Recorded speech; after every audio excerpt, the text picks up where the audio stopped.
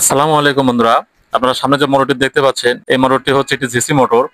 এই মোটরগুলো আসলে মূলত জাপান থেকে আসে আমাদের দেশে। আপনার জাহাজে মোটরগুলো ব্যবহার করা হতো, তারপরে জাহাজ যখন ভাঙা হয় তখন এই মোটরগুলো আসলে বের করে নেওয়া হয়, নিয়ে আমাদের দেশের কিছু টেকনিশিয়ান ভাইরা এই মোটরের কোয়ালিটি আসলে কেটে 220 হিসেবে কোয়ালিটি করে, আর তারপরে নিয়ে এসে আসলে সেচ পাম্প হিসেবে আমরা সাধারণ মানুষরা ব্যবহার করে থাকি। তো বন্ধুরা দেখতেই পাচ্ছেন যে মোটরের কোয়ালিটি পুড়ে গেছে। এই মোটরের কোয়ালিটি আমি গতবার করে দিচ্ছিলাম, দেওয়ার পরে এই মোটরটি আজকে নিয়ে আসছে আমাদের কাছে, নিয়ে এসে আমি খুলে দেখি মোটরের কোয়ালিটি পুড়ে গেছে। আর আপনি একটু ভালোভাবে লক্ষ্য করলে বুঝতে পারবেন যে মোটর শুধু স্টার্টিং কোয়ালিটি পড়ছে। আপনারা দেখুন একটু, এই যে আমি হাত দিয়ে দেখাচ্ছি, দেখুন এই যে মানে শুধু স্টার্টিং কোয়ালিটি পড়ছে। তো একটা মোটর যখন পুড়ে যায় ভাই, তখন এই পুড়ে যাওয়ার পিছনে যে কারণটা আছে, কারণটা যদি খুঁজে বের করতে না পারেন, আপনি যত ভালো করে মোটরের কয়েলটা করুন না কেন, মোটরের কয়েল কিন্তু টিকবে না।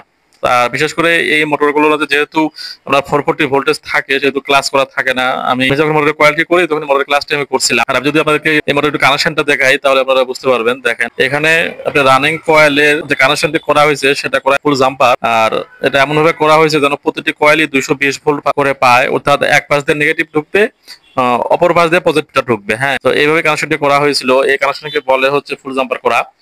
তো আপনারা চাইলে এই মোটরের হিসাবটি আমি দিয়ে দিব, কোনো সমস্যা নাই।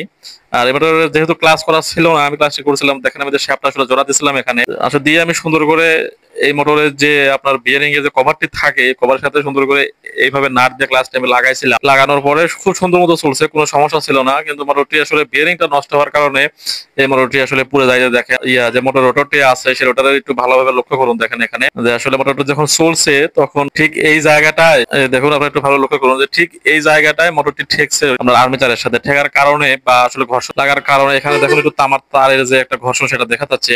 আমি যদিও রোটরটা মানে খুব সুন্দরভাবে পরিষ্কার করছি, তারপরে তখন স্পষ্ট বোঝা যাচ্ছে যে রোটরটি ওখানে ঘর্ষণ খাইছে। তো এই কারণেই মূলত আসলে মোটরটি পুড়ছে। আর আরেকটা কারণ আছে, সেটা হচ্ছে এই মোটরের যে পাম্পটা আছে, হ্যাঁ, ওই পাম্পটাও আসলে বিয়ারিংটা ভেঙে আছে। কারণ ওই পাম্পটা আসলে আমি লেদে দিয়ে আসছি ঠিক করতে, না হলে আমি আপনাদেরকে দেখাতে পারতাম। আর এই মোটরের কানেকশনটি আসলে মানে সহজ, এখানে জটিল কোনো প্রক্রিয়া নাই। আপনারা ভালোভাবে লক্ষ্য করলে বুঝতে পারবেন। আর এছাড়াও যদি কারো হিসাবের দরকার হয়, হ্যাঁ, তাহলে অবশ্যই জানাবেন। আমি আসলে এই মোটরের সম্পূর্ণ হিসাব দেওয়ার চেষ্টা করব। আর এই মোটরতে আসলে 21 ডবল দিয়ে আসলে রানিংটা করা হয়েছে। স্টার্টিংটি আপনার করা ছিল হচ্ছে 21 সিঙ্গেল দিয়ে, আর রানিংটা হচ্ছে ফুল জাম্পার কানেকশন, আর স্টার্টিংটা হচ্ছে সিম্পল কানেকশন, জাস্ট শুধু সিরিজ মিল করে দিলে হয়ে যাবে। তো আমি আসলে এই স্টার্টিংটা আগে একটু তুলে দেখবো যে আসলে আপনার রানিং কয়েলটা চালানো যায় কিনা। যদি না যায় তাহলে আসলে আর চেষ্টা করবো না। দেখেন কয়েলগুলো অনেকটা শক্ত হয়ে আছে, হাত দিলে মনে হয় কেমন জানি হচ্ছে। আর রানিং কয়েলে তেমন একটা লাগেনি, আসলে মোটর কাটাউটটা কেটে গেছিল, যার কারণে তো রানিং কয়েলটা বেঁচে গেছে। আসলে রানিং কয়েলটি বেঁচে গেলেও আমি হয়তো বা রিপেয়ারিং করবো না, একদম সম্পূর্ণ কোয়ালিটি করার চেষ্টা করবো। আর আপনারা যদি একটু ভালোভাবে লক্ষ্য করুন তাহলে বুঝতে পারবেন ঠিক এই জায়গাটাই আসলে প্রথম সংঘর্ষটা শুরু হয়েছে আপনার রোটারের সাথে আর্মেচারের। ঠিক এই জায়গা থেকে সূত্রপাতটা হয়েছে, হওয়ার কারণে আপনার স্টার্টিং এর তারগুলো এইভাবে আপনার বের হয়ে চলে আসছে, আসার কারণে এখানে স্টার্টিং কোয়ালিটি পড়ে গেছে। সো এরকম আসলে হয় আপনার বিয়ারিং নষ্ট হওয়ার কারণে। আসলে বিয়ারিং এর জায়গাটাও ফল ছিল বা বিয়ারিংটাও ভেঙে গেছিল আসলে, যার কারণে মোটরের কোয়ালিটি পুড়ে যায়। আর ভাই একটা কাজ করে দেওয়ার পরে যখন ওই কাজটি বেশি দিন না টিকে বা লাস্টিং না করে, তখন কিন্তু সেই খারাপ লাগে। আর বিশেষ করে যদি সেটা হয় মালিকের গুরুত্ব না থাকার কারণে। এই মোটরটি আমাকে বললো যে ভাই 2 দিন থেকে সাউন্ড করতেছে, আমি বললাম যে মোটরটি নিয়ে আসে না, বিয়ারিংটি পরিবর্তন করে দেই। তোমরা না এইভাবে চালাই, কোনো সমস্যা নাই। সেই বিয়ারিংটা কিন্তু আজকে পরিবর্তন করলামই, কিন্তু মোটরের কয়েলটা আর টিকলো না। এই যে দেখুন, আপনারা দেখতে পাচ্ছেন বিয়ারটি পরিবর্তন করে আমি রেখে দিয়েছি। আর এখানে শ্যাপটা জোড়া দিয়েছি, সেটা তো আপনারা বুঝতেই পারতেছেন। এখানে যে কানাটা আছে, কানাটার পর থেকে শ্যাপটা জোড়া দেওয়া আছে, দিয়ে আমি ক্লাসটা লাগাইছিলাম এখানে। এখানে ক্লাস লাগানোর কোনো সিস্টেম থাকে না, এইভাবে একটা প্লেট দিয়ে আর যে প্লেট দিতে পারছেন, এই প্লেটটা কিন্তু এই বেরিং এর কাভার হিসেবে আমরা কোম্পানি থেকে এটা ব্যবহার করে।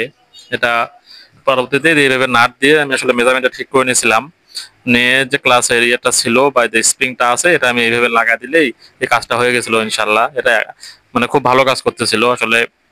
নষ্ট হওয়ার কোনো সম্ভাবনাই ছিল না, কিন্তু তারপরেও মানে বিয়ারিংটা নষ্ট হওয়ার কারণে মোটরটা নষ্ট হয়েছে। আপনাদের যাদের মোটর আছে তারা অবশ্যই মোটরের শব্দের দিকে সেটা খেয়াল রাখবেন। আর যারা টেকনিশিয়ান ভাই আমার ভিডিওটি দেখতেছেন, তারা অবশ্যই মানে কোনো মোটরের কয়েল করার পরে বিয়ারিং পরিবর্তন না করে মোটর ডেলিভারি দিবেন না। মোটরের কয়েল নতুন করে করার পরে অবশ্যই বিয়ারিং গুলো পরিবর্তন করে তারপরে মোটরটি সেটিং করে তারপরে ডেলিভারি দিবেন, তার আগে মোটরটি ডেলিভারি দিবেন না। কারণ ভাই, একটা মোটর যখন আমরা ডেলিভারি দিই, সেই মোটরটা যদি কোনো কারণে না চলে, তাহলে মালিক আসলে কোথাও কোনো দোষ ধরে না, এসে ডিরেক্ট বলে যে ভাই কি কাজ করে দিলেন, 1 বছর চললো না, বা আসলে মোটরটি বেশি দিন লাস্টিং করলো না। তো এই কথাগুলো শুনতে ভাই প্রচন্ড খারাপ লাগে। বন্ধুরা, আপনাদের যদি কারো এই মোটর হিসাবের প্রয়োজন হয় তাহলে অবশ্যই আমাকে জানাবেন, আমি তাহলে অবশ্যই আপনাদেরকে এই মোটরের সম্পূর্ণ হিসাবটি দিয়ে দিব। আর যদি কেউ এই মোটরের কানেকশনটি আসলে না বুঝতে পারেন তাহলে অবশ্যই আমাদেরকে জানাবেন, আমরা তাহলে এটি কানেকশনের ডায়াগ্রাম তৈরি করে দিব। আর আমাদের এই ভিডিওগুলো যদি ভালো লাগে বা আপনাদের কোনো উপকারে আসে তাহলে অবশ্যই আমাদের চ্যানেলটি সাবস্ক্রাইব করবেন। আর সেই সাথে যদি আপনার কোনো মূল্যবান মতামত থাকে সেটা অবশ্যই কমেন্ট করে বলবেন। তো বন্ধুরা, সবাই ভালো থাকবেন, সুস্থ থাকবেন।